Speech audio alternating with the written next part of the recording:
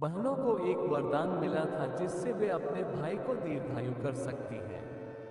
ये वरदान स्वयं मृत्यु के देवता ने अपनी बहन को प्रसन्न होकर दिया था। यम अपनी माता के एक शाप से पीड़ित थे। बहन यमुना ने उस शाप से शांति में उनकी सहायता की थी। भाई दूज की कथा उसी से जुड़ती है। यमुना ने ऐसा क्या किया था?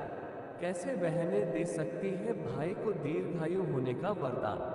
भाई दूज पर यह कथा सबको जाननी चाहिए। बहनों को भाई दूज पर अपने भाइयों को ये कथा जरूर सुनानी चाहिए। भाई दूज की परंपरा अब धीरे धीरे बहुत संकुचित होती जा रही है।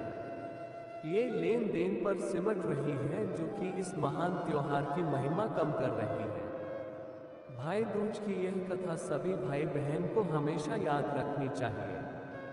कार्तिक शुक्ल पक्ष की द्वितीया तिथि को भाई दूज या यम द्वितीया के नाम से मनाया जाता है।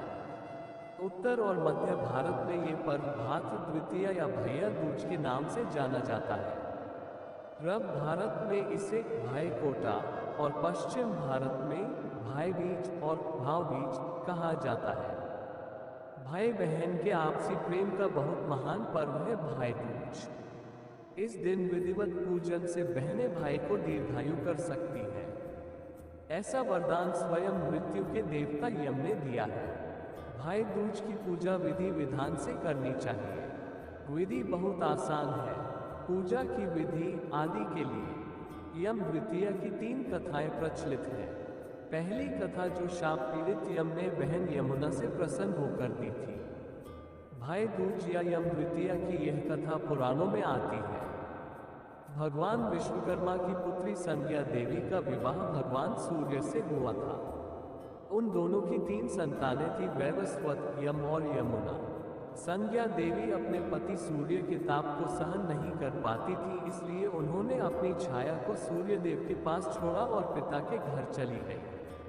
पिता को जब ये बात पता चली तो उन्होंने पुत्री को वापस जाने को कहा, किंतु जब वह लौटकर गई तो उन्होंने देखा कि छाया सूर्यदेव का अच्छे से ख्याल रख रही है। इसलिए वह ध्रुव प्रदेश में जाकर तप करने लगी। छाया से सूर्यदेव को तपती नदी तथा शनिचर ग्रह 2 संतानों का जन्म हुआ। इधर छाया का यम तथा यमुना से सौतेली माता सा व्यवहार होने लगा। एक बार यम को छाया की वास्तविकता का पता चल गया। विमाता के बर्ताव से खिन्न यम ने छाया को धमकाया कि वह पिता के सामने सारा राज खोल देंगे। क्रोधित छाया ने यम को शाप दे दिया कि तुम क्रूर स्वभाव के हो जाओ और कोई भी तुमसे मिलना भी पसंद न करे, नहीं कोई तुम्हें अतिथि बनाए। यमुना को शाप दिया कि तुम नदी बन जाओ। यम ने भी छाया को शाप दे दिया कि आपका सूर्य की किरणों से मेल न हो सकेगा। सूर्यदेव को पता चला तो वह भागे भागे आए और स्थिति संभाली। उन्होंने यम को वरदान दिया कि पापात्माओं में तुमसे भय होगा और संत तुमसे पीड़ित न होंगे। खिन्न होकर यम ने अपनी एक नई नगरी यमपुरी बसाई। यमुना को सूर्यदेव ने आशीष दिया कि तुम गंगा के समान पवित्र होगी और स्वयं नारायण तुमसे विवाह करेंगे। यम अब यमलोक में बसने लगे। यमपुरी में पापियों को दंड देने का कार्य संपादित करते भाई को देखकर यमुना जी गोलोक चली आई, जो कि कृष्णावतार के समय भी थी। यमुना अपने भाई यमराज से बड़ा स्नेह करती थी। वह उनसे बराबर निवेदन करती थी कि कभी वह उनके घर आकर भोजन स्वीकार करे, लेकिन यमराज अपने काम में व्यस्त रहने के कारण यमुना की बात को सदैव टाल जाते थे। बहुत समय व्यतीत हो जाने पर एक दिन सहसा यम को अपनी बहन की याद आई। उन्होंने दूतों को भेजकर यमुना की खोज करवाई, मगर वह मिल न सकी। फिर यमराज स्वयं ही गोलोक गए, जहां विश्राम घाट पर यमुना जी से भेंट हुई। भाई को देखते ही यमुना जी ने हर्ष में भरकर उनका स्वागत सत्कार किया तथा उन्हें भोजन करवाया। यमराज अपने बहन द्वारा किए इस आदर सत्कार से बड़े प्रसन्न हुए और यमुना से वरदान मांगने को कहा। यमुना ने कहा, हे भैया, मैं आपसे यह वरदान मांगना चाहती हूँ कि मेरे जल में स्नान करने वाले नर नारी यमपुरी न जाए, वहाँ के त्रास न भोगे। प्रश्न बड़ा कठिन था। यम यदि ऐसा वर दे देते तो यमपुरी का अस्तित्व ही समाप्त हो जाता। भाई को असमंजस में देखकर यमुना बोली, आप चिंता न करें, मुझे यह वरदान दे कि जो लोग कार्तिक शुक्ल द्वितीया के दिन बहन के यहाँ भोजन करके इस मथुरा नगरी स्थित विश्राम घाट पर स्नान करें वे यमलोक को न जाए। यमराज ने बहन यमुना की बात को स्वीकार कर लिया। उन्होंने यमुना जी को आश्वासन दिया, इस तिथि को जो सज्जन अपनी बहन के घर भोजन करेंगे वे यमपाश में बंद कर यमपुरी जाने के त्रास से मुक्त रहेंगे। तुम्हारे जल में स्नान करने वालों को स्वर्ग प्राप्त होगा। यमराज ने बहन यमुना को इतना बड़ा वरदान दिया। इसी कारण कार्तिक शुक्ल द्वितीया को यम द्वितीया के नाम से जाना जाता है। बहन और भाई के बीच प्रेम का ये त्योहार भाई दूज के नाम से मनाया जाता है। ये भी पढ़ें, देवी माँ ने शाप के जरिए दिए वरदान, पूरी की भक्त की इच्छाएं। माता सीता ने क्या युद्ध में रावण के वंश के एक असुर का संहार भी किया था। जानिए विवाह का 8वां वचन क्या है। पति को वश में रखने का द्रौपदी ने सत्यभामा को सिखाया तंत्र मंत्र से ज्यादा कार्य ये यंत्र करवा चौथ स्पेशल। कार्तिक शुक्ल पक्ष की द्वितीया तिथि को भाई दूज या भैया दूज या यम द्वितीया के नाम से मनाया जाता है। भाई की लंबी उम्र के लिए बहनें भाई दूज या भैया दूज पर कुछ विशेष पूजा करती हैं। जानिए भाई दूज या भैया दूज की पूजा विधि। भाई दूज या भैया दूज उत्तर और मध्य भारत में ये पर्व भाद्र द्वितीया या भैया दूज के नाम से जाना जाता है, तो पूर्व भारत में इसे भाई कोटा और पश्चिम भारत में भाई बीज और भाव बीज कहलाता है। इस पर्व पर बहनें प्रायः गोबर से मांगना बनाती हैं।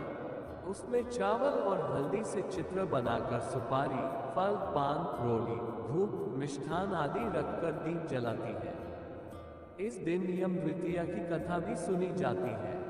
इसी दिन कायस्थ लोग चित्रगुप्त पूजा भी करते हैं। भाई दूज या भैया दूज की इस पोस्ट में आप जानेंगे भाई दूज या भैया दूज की पूजा की विधि, भाई दूज या भैया दूज की प्रचलित कथाएं जिसे बहनों को भाई को जरूर सुनाना चाहिए। कार्तिक मास के सभी प्रमुख पर्वों जैसे भाई दूज, चित्रगुप्त पूजा, छठ पूजा, तुलसी विवाह, एकादशी, कार्तिक महात्म्य एवं साल भर के सभी हिंदू पर्व त्योहारों की अनसुनी कथाएं, वेद पुराण की कथाएं, राशिफल, रामायण, हिंदू पंचांग, रामशला का प्रश्नावली, सभी देवी देवताओं के मंत्र, अनुष्ठान की विधि पढ़ने। 7 भाइयों की इकलौती बहन की कथा भाई दूज या भैया दूज की सबसे लोकप्रिय लोककथा है। इसमें बहन ने कालरूपी नाग से अपने 7 भाइयों के प्राणों की रक्षा की थी। देहाती अंचलों में इस कथा का श्रवण करने के बाद ही पूजा पूर्ण होती है। अभी पढ़े भाई दूज या भैया दूज की वही कथा। एक बुढ़िया थी, उसके 7 बेटे और एक बेटी थी। बेटी की शादी हो चुकी थी। जब भी बुढ़िया के बेटों की शादी होती, फेरों के बाद एक नाग आता और उसके बेटे को डस लेता था। बेटा वहीं मर जाता और बहू विधवा हो जाती। इस तरह उसके 6 बेटे मर गए। 7वें की शादी होनी बाकी थी। अपने 6 बेटों के मर जाने के दुख से बुढ़िया रो रो के अंधी हो गई थी। भाई दूज या भैया दूज आया तो बेटे ने माँ से कहा कि वह बहन के ससुराल दूज पर जाना चाहता है। माँ से आशीर्वाद लेकर वह बहन के घर चला। उसे रास्ते में एक सांप मिला। सांप उसे डसने को हुआ। भाई बोला, तुम मुझे क्यों डसना चाहते हो? सांप बोला, मैं तुम्हारा काल हूँ और मुझे तुमको डसना है। भाई बोला, मेरी बहन मेरा इंतजार कर रही है। मैं जब तिलक करा के वापस लौटूंगा तब तुम मुझे डस लेना। सांप हंसने लगा, भला आज तक कोई अपनी मौत के लिए लौट कर आया है जो तुम आओगे?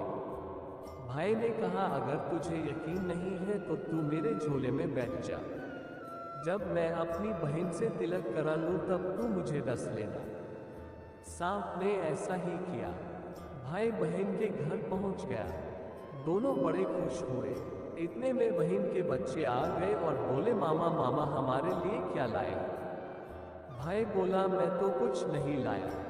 बच्चों ने वह झोला ले लिया जिसमें सांप था। जैसे ही उसे खोला उसमें से हीरे का हार निकला।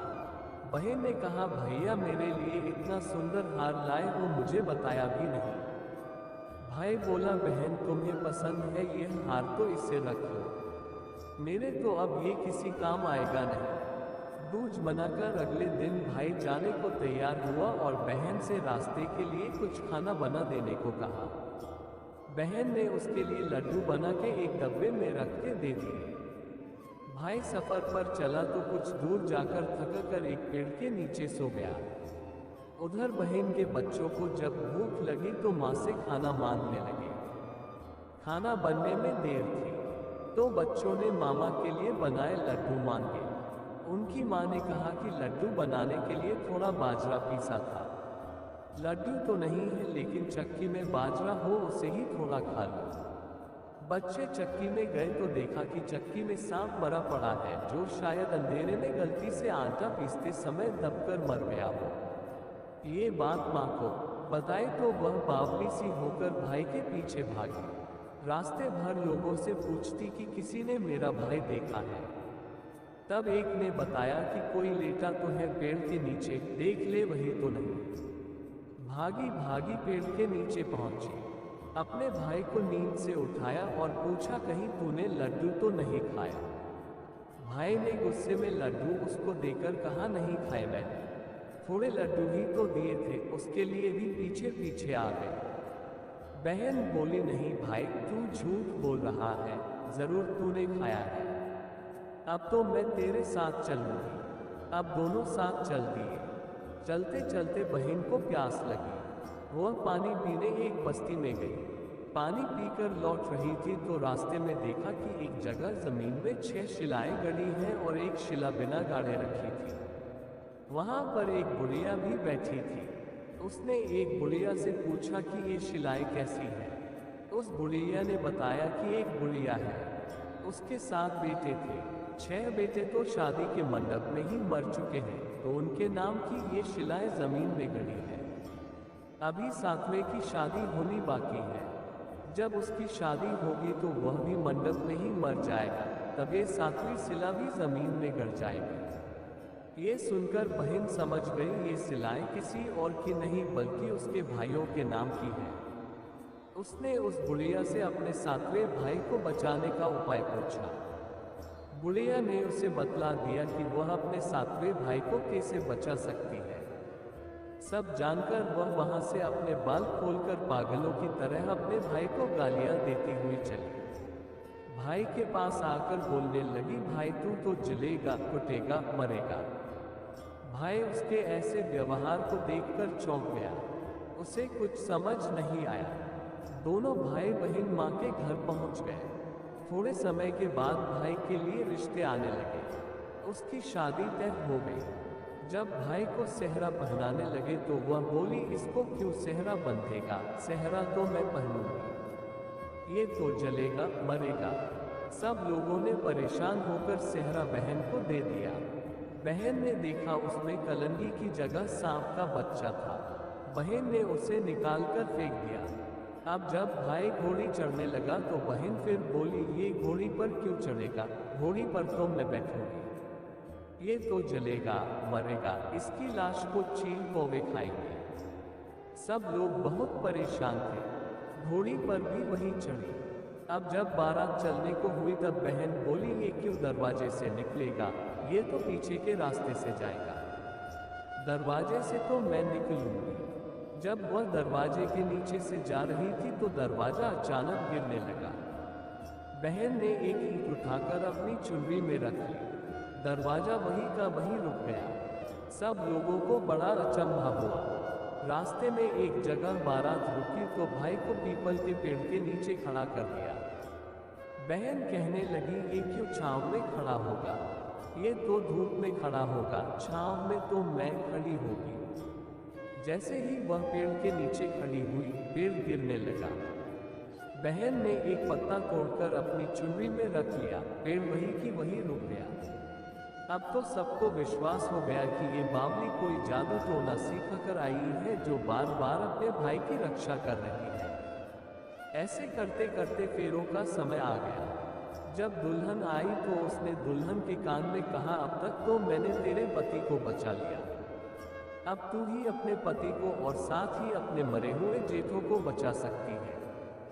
फेरों के समय एक नाग आया। वह जैसे ही दूल्हे को डंसने को हुआ, दुल्हन ने उसे एक लोटे में भर के ऊपर से प्लेट से बंद कर दिया। थोड़ी देर बाद नागिन आई और दुल्हन से बोली, तू मेरा पति छोड़। दुल्हन बोली, पहले तू मेरा पति छोड़ फिर सोचती हूँ। नागिन ने कहा, ठीक है, मैंने तेरा पति छोड़ा। दुल्हन बोली कि 3 बार बोलकर कसम खा। नागिन ने ऐसा ही किया।